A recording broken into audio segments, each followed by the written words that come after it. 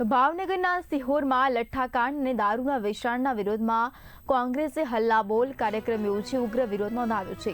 વડલા ચોક ખાતે કાર્યકરો અને મહિલાઓએ ભાજપ વિરોધી સૂત્રોચ્ચાર સાથે હર્ષ સંઘવીના રાજીનામાની માંગ કરી, જ્યારે ભાવનગરના રાજકોટ રોડ પર ચક્કાજામ થયો છે। ચક્કાજામને પગલે પોલીસ કાફલો ઘટના સ્થળે પહોંચ્યો અને કોંગ્રેસના આગેવાનો તથા કાર્યકરોની અટકાયત કરી।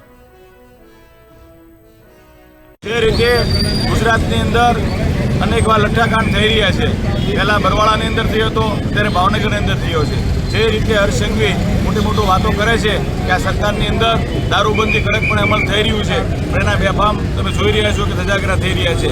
ચોરે ને ચૌકે પાનના ગલ્લે દરેક જગ્યાએ દારૂ વેચાઈ રહ્યો છે। સિગરેટની અંદર ડ્રગ્સની યુવાનો જે છે ગુજરાતના બરબાદ થઈ રહ્યા છે અને ગુજરાતને કઈ દિશામાં લઈ જવા માંગે છે ખબર પડતી નથી।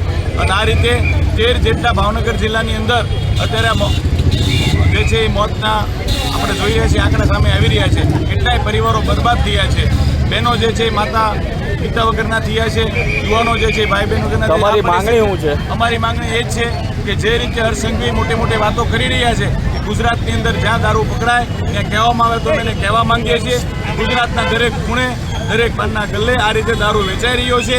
આ પરિસ્થિતિને જોઈને હર્ષ સંઘવીએ તાત્કાલિક રીતે રાજીનામું આપવું જોઈએ। આ અમારી આખા ગુજરાતની લોકોની સિહોર વડલા ચોકની અંદર અમે ધરણાનો કાર્યક્રમ યોજી રહ્યા છીએ કે ભાવનગર જિલ્લાની અંદર બેફામ રીતે દારૂ વેચાઈ રહ્યો છે, એ દારૂ બંધ થવો જોઈએ।